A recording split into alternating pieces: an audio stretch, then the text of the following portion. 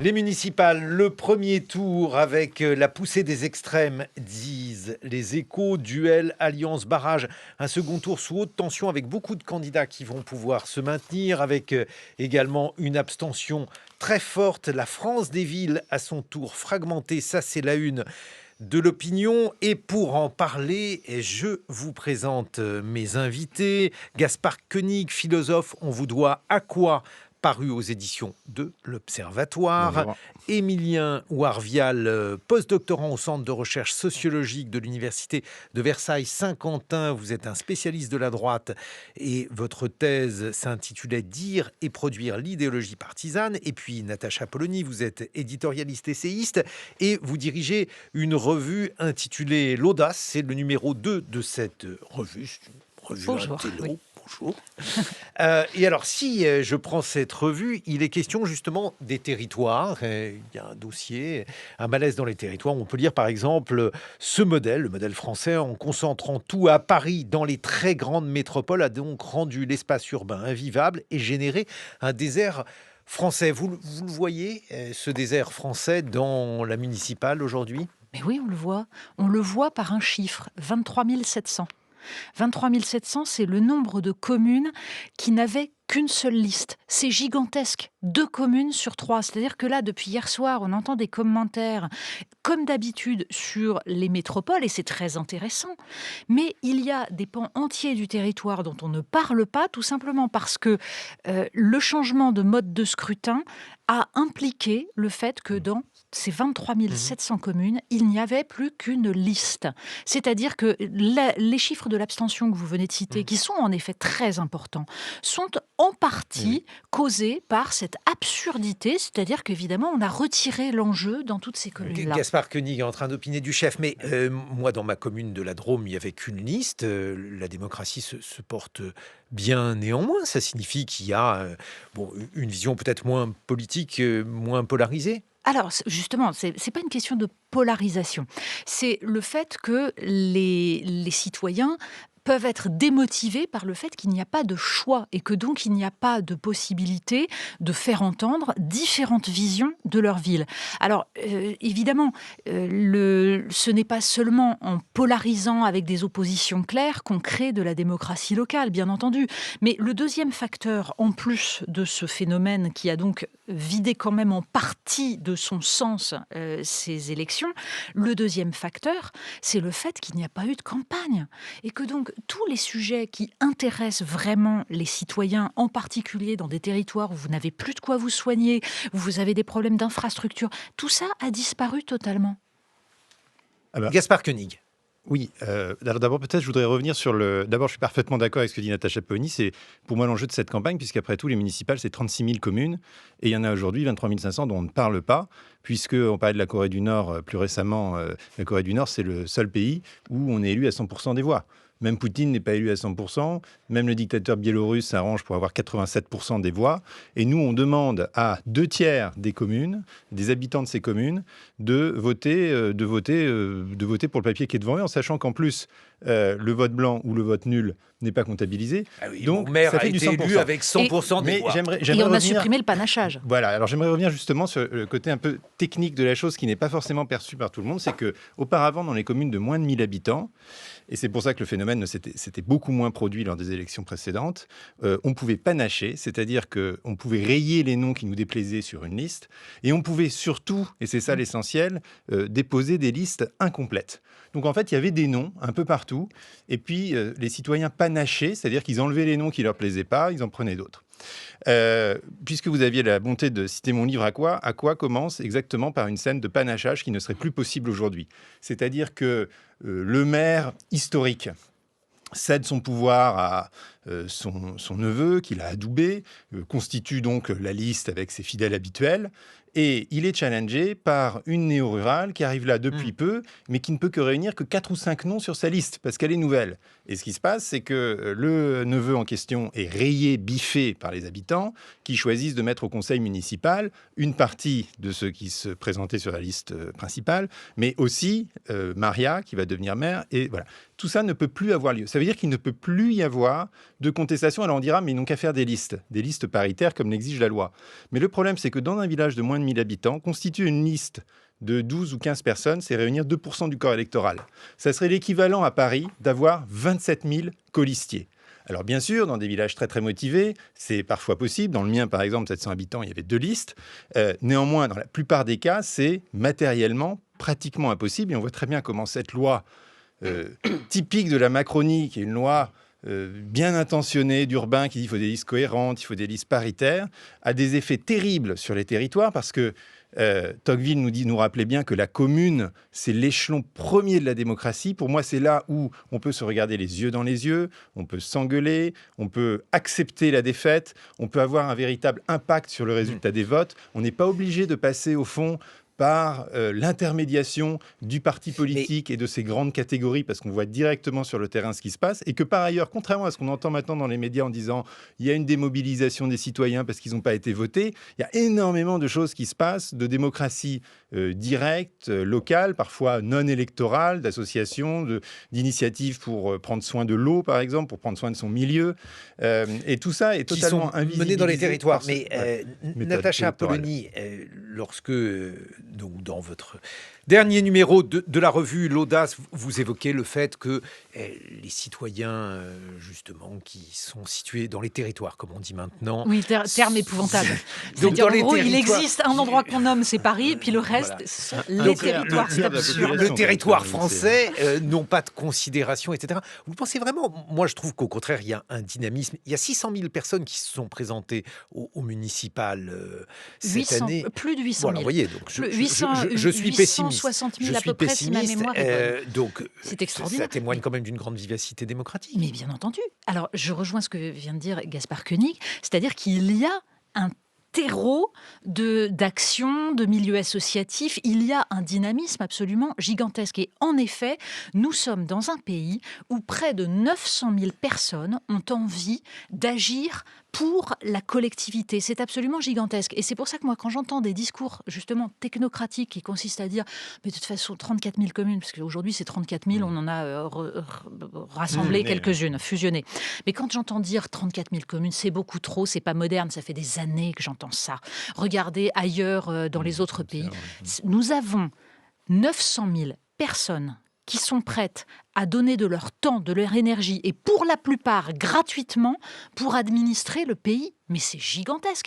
Le problème, c'est qu'il y a un sentiment d'abandon, un sentiment de mépris de la part de beaucoup de citoyens français, parce qu'ils font ça, ils ont envie de s'engager, mais ils sentent bien qu'on ne les regarde pas, que tout se décide d'en haut. Et en effet, cette modification du mode de scrutin fait partie des décisions technocratiques venues d'en haut qui ne comprennent pas la réalité de la vie des citoyens.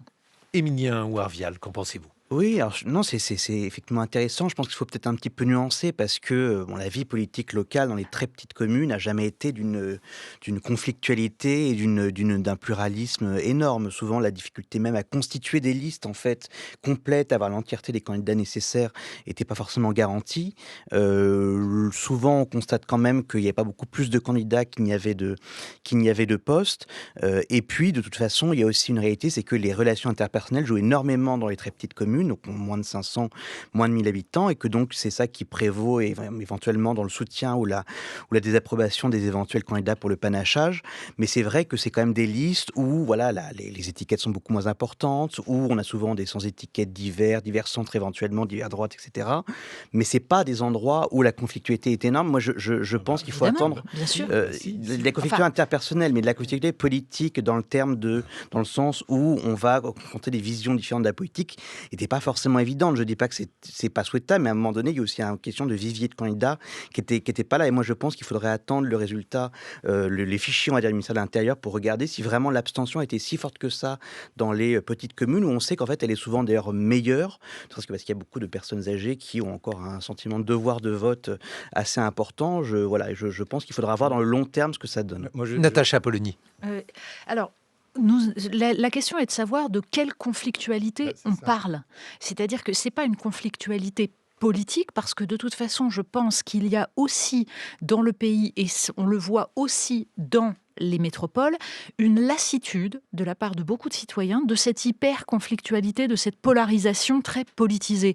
En revanche, il y a des visions différentes de la gestion de l'eau, de la gestion de la voiture, de la façon dont on va organiser les infrastructures. Et ça, c'est la vie des gens. La gestion des déchets, qui est un sujet essentiel dans beaucoup de villes. J'ajoute à cela que on parle des villages de moins de 1000 habitants, mais on parle aussi de toute cette ville, de toute cette France, des sous-préfectures qui, là, pour le coup, avaient plusieurs listes, mais qui passe en dessous des radars parce que de fait, le réflexe est de regarder ce qui se passe dans les métropoles et c'est d'ailleurs très souvent la cause d'une mauvaise lecture des résultats des municipales. Moi, j'ai en tête les municipales de 2001 qui étaient très frappantes puisque les médias s'étaient totalement focalisés sur le fait que Paris et Lyon étaient passés à gauche et c'était un événement absolument gigantesque et ça a occulté le fait que la gauche reculait largement dans l'ensemble des villes entre 20 000 et 200 000 habitants, et que derrière, ça racontait ce qui allait se passer un an plus tard à la présidentielle. Donc il faut se méfier de ça. Mais surtout, le sentiment de mépris dont je parlais, il existe. Et il existe, je le disais, non seulement dans les territoires ruraux, mais dans ces sous-préfectures qui sont désindustrialisées et dont l'État se retire. Et ça, c'est un sujet qui devrait être mis en avant, mais quand il n'y a pas de campagne électorale comme il y a eu là, eh bien, on ne peut pas parler de ça, la disparition des services publics, la destruction des infrastructures et tout cela qui concerne la vie des gens. Gaspard Koenig. Moi, je pense que justement qu'on ne peut pas opposer de manière aussi tranchée les tensions interpersonnelles et la conflictualité politique. Comme s'il y avait une politique noble qui se discutait sur des concepts, des termes abstraits, et qui, au fond, souvent ne reflètent que des appartenances tribales, et une conflictualité de cloche-merle, de petits villages, un peu méprisés, parce que là, c'est machin n'aime pas machin. Mais c'est aussi ça, le cœur d'une démocratie vivante. C'est justement de choisir les gens, de les choisir directement, parce qu'on les connaît. Alors peut-être qu'il y a certains qu'on aime, qu'on n'aime pas, peut-être qu'il y a des vengeances, mais il y a aussi la connaissance très concrète de ce qu'ils ont fait sur le terrain, et c'est le premier niveau de fabrique, justement, d'un collectif, d'un commun. C'est quand on connaît absolument les ressorts de l'ensemble des actions, quand on subit leurs conséquences et qu'on a la possibilité de sélectionner. Alors on nous dit maintenant il faut des listes cohérentes. C'était quand même assez intéressant cette loi, cette réforme électorale qui nous dit qu'il faut des listes cohérentes. Comme si la démocratie c'était ça, c'était la cohérence. Et depuis que je dénonce cette histoire de liste unique, j'ai beaucoup d'élus qui me répondent mais regardez, si on a une liste unique, ça veut dire qu'on est ensemble, ça veut dire qu'on a réussi à apaiser les tensions, c'est bien. Mais alors ça c'était vraiment un discours soviétique. Ah bah oui c'est bien, on a apaisé les tensions, il y a un parti unique et les autres n'ont plus rien à dire. Mais la démocratie c'est aussi du conflit un peu chaotique. Il faut accepter le chaos. Émilien ou Arvial. Oui, bon, dans le système soviétique, le non-choix était imposé par le dessus, ce qui est de facto différent d'un non-choix qui n'arrive pas parce qu'il n'y a pas assez de personnes. Non, mais là, on parle d'une technicalité de la loi qui a conduit à cette situation. Tout à fait. Poursuivre. Mais il y a aussi une réalité qui est que dans les petites communes où il n'y avait pas cette obligation-là de faire des listes, le taux de femmes maires était absolument dérisoire. Effectivement, on peut juger que c'est pas à l'état de... était moins que ça, parce qu'au niveau national, on était sur du 20% de femmes maires. Et je ne parle pas du nombre de conseillers municipaux, je parle du nombre de femmes maires, ce qui aussi et 40% n'est pas la moitié de la population. Oui, si c'est le choix des citoyens. Oui, bien sûr, mais à ce moment-là, on peut aussi ne faire aucun effort pour représenter quelconque citoyen que ce soit. Ce qui, effectivement, n'est pas facilité par le fait qu'il n'y a pas de parti forcément au niveau très local. Moi, quand même, je reviens par exemple de Lens. Alors évidemment, le sujet n'a pas été couvert forcément par la politique nationale. Bon, dans la politique locale, dans la campagne, oui, la question des investissements de l'État, des services publics, est-ce que l'État a respecté ses promesses de mettre tant de millions d'euros pour la rénovation de la place, ont été dans la campagne. Donc effectivement, c'est pas couvert parce que on est quand même aussi, il y a moins de 12 heures du scrutin ou des derniers résultats et que on n'a pas eu l'occasion d'aller faire la synthèse des 35 000 communes, ce qui est un peu compliqué. Et donc on s'est concentré sur les grosses où une grosse partie de la population vit, mais on pourra avoir, c'est aussi la responsabilité des médias en général. Après, de ne pas s'arrêter aux 24 heures qui suivent, mais aussi de faire des analyses plus complètes et exhaustives. Et j'en doute pas que ce sera le cas. Analyse plus complète, justement, Natacha Polony, si on dépasse le cadre donc de la campagne, je veux dire des territoires, et qu'on prend cette fois-ci l'ensemble, il y a eu l'abstention, il y a également une France très éclatée. Je pense que c'est ça qui est extrêmement frappant. C'est-à-dire que la fragmentation de l'espace politique qu'on voyait à l'échelle nationale est en train de se déplacer, enfin de gagner l'échelle locale. Et le fait qu'il y ait jusqu'à des sexangulaires nous raconte le fait qu'il n'y a plus de projet majoritaire, même à l'échelle des municipalités, en tout cas pour ce qui est des plus grandes villes. Je crois que nous sommes face à une démocratie qui dysfonctionne dans la mesure où l'ensemble des acteurs politiques sont arrivés à la conclusion que le principe pour se faire élire, c'était avant tout de limiter on va dire, le pouvoir de ceux d'en face et de faire en sorte que ceux d'en face soient plus détestés. C'est ça que nous lisons. C'est-à-dire que là, par exemple, on va avoir des fusions techniques de la part d'acteurs, que ce soit par exemple PS ou LFI, alors on verra ce qui se passera à droite, qui vont en gros n'être d'accord sur rien, se détester, mais faire en sorte d'empêcher ceux d'en face d'être élus. Mais en revanche, un projet majoritaire qui gagne l'ensemble des citoyens et qui permet d'exprimer une volonté, ça n'existe pas. Natacha Polony, vous dirigez L'Audace, une revue qui titre sur la liberté d'expression à l'ère du numérique. Gaspard Koenig, on vous doit à quoi aux éditions de l'Observatoire. Émilien Ouarvial, vous êtes postdoctorant à l'université Versailles-Saint-Quentin en Yvelines. 8h sur France Culture. Nos invités, le sociologue Émilien Ouarvial, spécialiste des droites, Gaspard Koenig, philosophe, auteur d'À quoi aux éditions de l'Observatoire, Natacha Polony, vous dirigez la revue L'Audace. Un commentaire par rapport à ce que vient de dire mon camarade Jean Lémarie. Le commentaire, c'est qu'en effet, il faut essayer d'aller au-delà des apparences. Par exemple, le fait que LFI a une poussée parce qu'ils avaient plus de candidats, ils avaient décidé d'en présenter davantage. En revanche, il y a des endroits où ça patine. Mais surtout, premièrement, est-ce qu'ils ont dépassé leur socle, qui est le socle fondamental de l'électorat de Jean-Luc Mélenchon? Et ensuite, la fameuse stratégie front contre front. Mais ça n'existe pas. Ce que vous venez de décrire tout à fait justement, c'est le fait que la France insoumise, en fait, est en conflictualité avec le Parti socialiste. C'est entre partis de gauche que ça se joue, mais il n'y a aucun endroit quasiment en France où vous avez, par exemple, RN contre LFI. Ce n'est pas comme ça que ça se joue. Ça, c'est le discours de Jean-Luc Mélenchon. Donc, on en revient à ce que je disais tout à l'heure, la démocratie minoritaire et la fragmentation de l'espace politique. Sauf que ça ne permet pas de gouverner ni une ville ni un pays. Gaspard Koenig. Oui, alors moi j'aimerais juste faire un pas de côté par rapport à tous ces ismes qu'on va nous servir encore à gogo jusqu'à la présidentielle comprise, et m'intéresser un peu au contenu des programmes. Et ce qui est intéressant, c'est qu'on voit que les contenus sont beaucoup plus similaires que les discours des grandes superstructures partisanes et idéologiques, et notamment sur les sujets qui m'intéressent.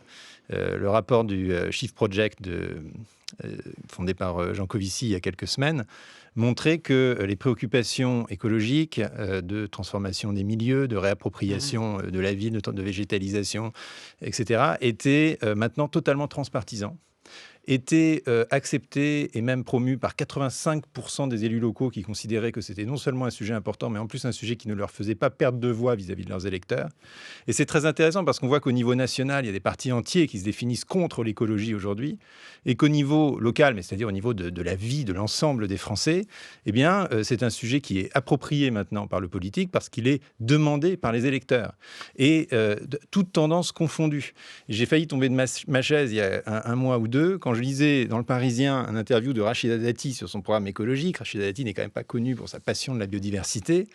Et elle faisait un sans faute en expliquant qu'elle allait désimperméabiliser la ville, faire des pavés filtrants, faire des plantations en sol plutôt qu'en bac, et transformer Paris en ville éponge, qui est le nec plus ultra. Alors c'est quoi la ville éponge? La ville éponge, c'est qu'on désimperméabilise beaucoup, c'est-à-dire on enlève du bitume, on remet de la terre, du plein sol, pour permettre à l'eau de circuler sans passer par l'intermédiaire de nos tuyaux, et donc de stocker les crues, en fait, et rendre l'eau en été quand on en a besoin. Bon, et donc je me dis, mais que les candidats aujourd'hui de partis qui, par ailleurs, au niveau national, se définissent contre les écolos bobos, etc., se sentent le besoin d'appeler en dernière minute un conseiller ou un consultant pour faire un programme hyper écolo, bien léché. Ça montre qu'il y a un consensus qui s'ignore. Qu'en fait, la bascule est en train de se faire et que, comme toujours, la superstructure arrivera en dernier. C'est ce que disait Hegel, que je me permets de citer puisqu'on est sur France Culture,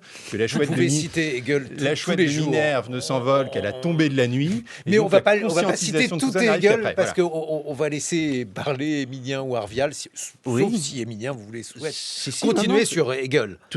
Pas forcément, je laisse ça, il est plus calé en philosophie que moi, de loin.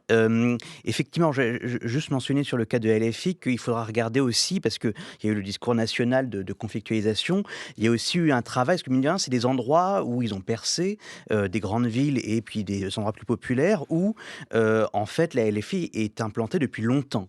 Et donc, c'est aussi des candidats qui finalement s'ancrent, y compris qui ont fait un travail, mine de rien, donc le municipal qui n'intéresse pas beaucoup à LFI en 2020, qui maintenant intéresse LFI, et des gens comme David Guiraud à Roubaix, en fait, ont fait ce travail-là, y compris de municipaliser le scrutin et de créer aussi de la conflictualité. Je pense à Saint-Denis, c'est assez importante, entre le maire sortant et le maire nouvellement élu. Voilà, pour y compris parler d'enjeux locaux. On fera aussi regarder ce niveau-là. Et sur les Républicains, effectivement, et l'écologie, ce qu'on constate, c'est que ça fait maintenant même une décennie et plus qu'en fait il y a beaucoup d'acteurs à droite, que ce soit centre-droit ou les Républicains, qui en fait parlent d'écologie, voire même essaient de se mettre un peu devant. Je pense à des gens comme Christophe Béchu à Angers, comme Serge Grouard à Orléans, même Christian Estrosi en fait fait sa coulée verte au milieu de la ville. Donc en fait ce qui est effectivement intéressant, c'est qu'aux Républicains on reste sur une vision très réactive contre l'écologie de gauche, et qu'en fait au niveau local où la vision est aussi un peu plus consensuelle de l'écologie, parce que c'est des sujets qui sont un peu moins importants, il n'y a pas de centrale nucléaire à mettre de la part des maires, et effectivement on rentre dans cette écologie qui, sur des points, peut cliver comme la voiture, mais sinon en fait oui, intéresse les gens, et les maires de droite savent qu'il faut parler aussi aux modérés, que les gens attendent ça, quel que soit d'ailleurs leur camp, ils veulent un peu plus de verdure. Mais alors justement, la droite, vous qui avez consacré votre thèse à l'UMP, la droite est quand même dans un drôle d'état aujourd'hui.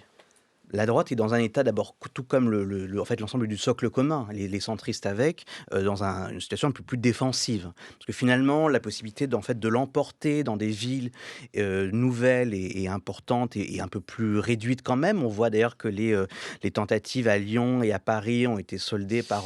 c'est quand même assez intéressant. Je sais bien que je vais me faire gronder par Natacha et Gaspard si je parle de Paris et des grandes villes comme Lyon. Mais il faut en parler quand même.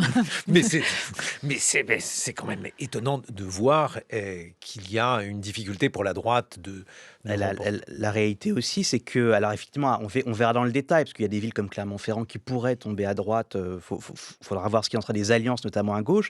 Mais c'est vrai que sociologiquement, en fait, depuis maintenant plusieurs décennies, on a une transformation de population de plus en plus diplômée, notamment dans les grandes villes, et qui, on sait, votent plutôt à gauche aujourd'hui, et qu'on voit très à gauche. Et donc, ça rend structurellement, en fait, compliqué pour la droite, hors bassin méditerranéen, de faire des bons scores dans les villes. Natacha Polony.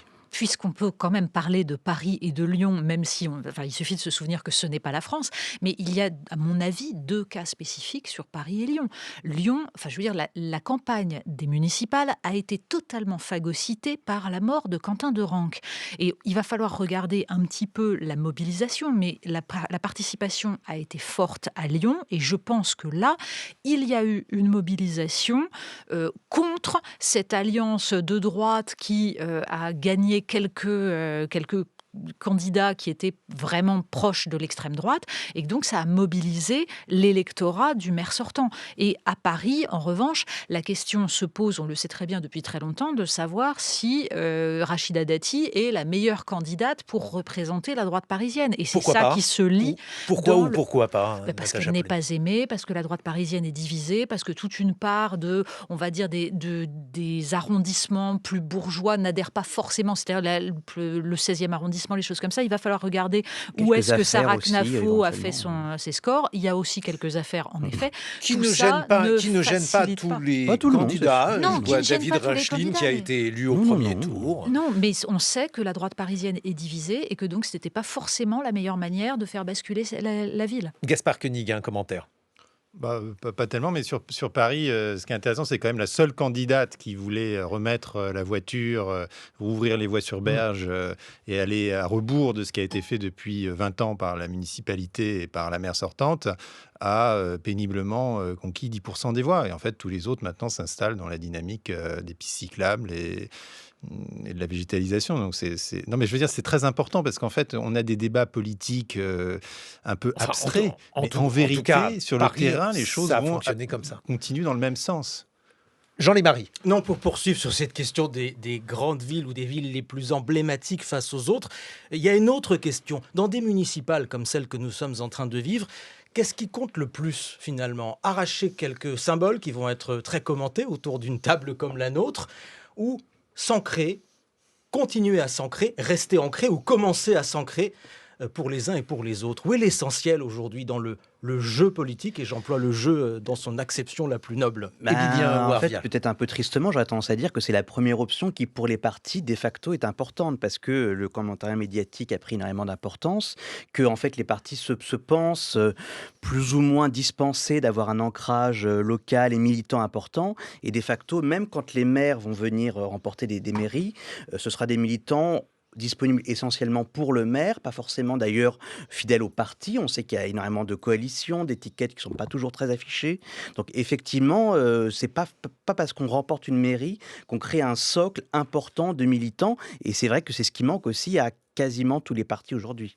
Il y a plusieurs problématiques. Il y a le fait que ce qui va compter aussi, c'est le nombre d'élus, tout simplement parce qu'il y a des sénatoriales qui viennent. Et que donc, sans avoir forcément la mairie, le fait de pouvoir peser dans ces sénatoriales est très important. En revanche, il faut garder à l'esprit qu'au-delà des quelques mairies emblématique, il y a toute une structure de ville entre 20 000 et 200 000 habitants, où là, vous avez quand même une persistance, même si le PS et LR sont fragilisés, il y a quand même une persistance, et le RN et LFI évidemment s'implantent davantage, mais ça ne suffit pas à faire une démocratie locale. Et en fait, ce qui va compter, là, on est en train tous de lire cette élection comme une pré-présidentielle de 2027, sauf que ce que ça nous raconte, c'est avant tout le décalage entre les électorats nationaux et les débats nationaux, et puis ce qui se passe dans la vie concrète des Français. Gaspard Koenig, vous évoquiez les écologistes, vous disiez, voilà, aujourd'hui, c'est un programme très consensuel, mais les maires écologistes ont eu des succès divers, disons. D'abord, ils se sont quand même relativement bien maintenus, même parfois en dépit des sondages. Ensuite, je pense que les maires écologistes et l'écologie politique, de manière générale, n'est pas tellement jugée sur les sujets écologiques, mais sur l'ensemble des autres thèmes qui sont abordés par ces maires-là ou par ces personnalités-là. Et moi, je regrette que l'écologie politique se soit mise dans une niche, alors au niveau national surtout, aussi clivée politiquement, et qu'il l'empêche en fait de réunir un électorat qui aujourd'hui devrait être beaucoup plus large, parce que c'est quand même le sujet majeur de notre siècle, que énormément de gens s'y reconnaissent et qui sont parfois bloqués par des propositions trop radicales sur des sujets qui n'ont pas grand-chose à voir et qui en fait montrent que le XXe siècle traîne. Voilà, et qu'on se repositionne sur des vieux trucs clivants du siècle passé, du siècle industriel, et qu'on n'a pas encore basculé complètement dans les sujets du nouveau monde. On n'a pas réussi à avancer. Selon vous, Émilien Ouarvial, l'une des questions qui va se poser pour la droite, c'est son alliance avec l'extrême droite. C'est le cas à Paris, mais dans beaucoup d'autres lieux. Qu'est-ce que ça vous inspire ? Pour l'instant, des déclarations qui ont été faites par les candidats et les candidates et par Bruno Retailleau lors de sa prise de parole hier, en fait, il y a pas de bouger, pour l'instant sur la position. C'est-à-dire que, cette fameuse union par le bas. Donc en fait, c'est-à-dire que les gens de droite appellent, les électeurs d'extrême droite à bien gentiment les rejoindre en fait, dans leur vote au second tour pour être bien raisonnable et faire barrage à la gauche, ce qui, pour une partie, marchera sans doute. Je pense qu'on verra beaucoup de candidats RN, pourquoi même pas Reconquête à Paris, en fait, descendre au second tour parce qu'il y aura une mobilisation autour du candidat de droite. Après, ce qu'on voit quand même, c'est que pour l'instant, il paraît pas en fait y avoir de véritable ce qu'ils appellent l'union de la droite, qui est en fait une union de la droite, l'extrême droite. Il n'y a pas de volonté de se désister vraiment. Et les mains tendues par le RN sont pas vraiment suivies parce qu'aussi, quel est l'intérêt forcément des Républicains à laisser ce morceau-là au RN alors qu'il ne reste un peu plus que ça pour eux, c'est compliqué quand même. Un résultat qui va être très commenté malgré tout, c'est Nice avec mais Éric Nice, qui, du coup, Ciotti. est perdu enfin, pas forcément perdu dès le début, mais c'est vrai qu'il y a une avance déjà de l'extrême droite. Et en fait, là, Nice, c'est un exemple de. Il n'y a pas de fusion, parce que finalement, c'est Éric Ciotti qui est Pas pas de fusion, mais la formule Ciotti semble mieux fonctionner la formule que la formule Ciotti, mais Estrosi. la formule Ciotti, parce que c'est aussi le nom de Ciotti, c'est une histoire de la ville qui est quand même marquée très à droite. C'est la personne de Christian Estrosi qui est aujourd'hui assez ancienne dans la ville et voilà, qui a suivi plusieurs polémiques. Donc, faut faire attention. On voit quand même que Nice, c'est un peu le seul endroit où cette formule marche vraiment. Dans les autres cas, les UDR n'ont pas fait, notamment à Lyon, grand succès. Un mot de conclusion, justement, sur ces municipales, peut-être sur la droite et l'extrême droite. Natacha Polony. Un mot de conclusion, on s'aperçoit qu'il y a pour l'instant une attente de la part des citoyens de trouver une offre qui soit une offre qui leur parle à tous, qui soit potentiellement majoritaire, et qu'on a des appareils qui se battent avec une hypocrisie parfois terrifiante. On voit le PS expliquer que l'LFI est infréquentable, sauf quand on peut les fréquenter sur le terrain, alors que finalement, LR, pour l'instant, est en train de jouer sa survie, c'est-à-dire qu'ils ont disparu à l'échelle nationale, mais ils sont encore puissants dans les villes moyennes, et donc ils n'ont aucun intérêt pour l'instant à se rallier à un RN qui veut les absorber. Mais tout cela nous raconte avant tout que nous avons un pays qui est en train d'attendre qu'on sorte de ces clivages et de cette polarisation, et que visiblement les électeurs, eux, en ont un petit peu assez de cette polarisation brutale. Gaspard Koenig. D'abord que la démocratie locale, c'est pas seulement tous les 6 ans on met un bulletin dans l'urne, même parfois qu'on a un seul bulletin donc, mais c'est tous les jours. Et moi je crois beaucoup enfin j'espère en tout cas, j'ai foi dans la démocratie des communs qui se reconstitue sur les territoires, qui n'est pas seulement une manière d'agir, de faire des assos et de faire des petites fêtes, mais vraiment de prendre soin de son territoire ensemble par des processus de délibération. On a vu ça par exemple sur la question de l'eau en Ille-et-Vilaine, où le SAGE, qui est l'instance, disons, démocratique de décision pour la question hydrologique, a abouti au bout de 3 ans de discussion entre les citoyens, les agriculteurs, les associations, les environnementalistes, etc., à une décision, que cette décision a été contrecarrée par le préfet, par le Premier ministre. En fait, ça, c'est de la démocratie très ancrée, très vivante et primordiale pour nos milieux. Merci. Merci beaucoup Gaspard Koenig. À quoi? C'est votre roman paru aux éditions de l'Observatoire. Merci à vous Natacha Polony. On trouve donc en kiosque et en librairie. Oui, les deux. Le second numéro de votre revue L'Audace sur la liberté d'expression, qui censure qui, et répondre au malaise des territoires. Et puis Émilien Ouarvial, j'espère que votre thèse sera rapidement publié, dire et produire l'idéologie partisane aujourd'hui. Le cas de l'UMP, on lance un appel Bien sûr. aux bonnes volontés éditoriales. Dans quelques instants, nous souhaitions en revenir sur la disparition du grand philosophe Jürgen Habermas, et c'est Géraldine Mosna-Savoie qui s'y colle.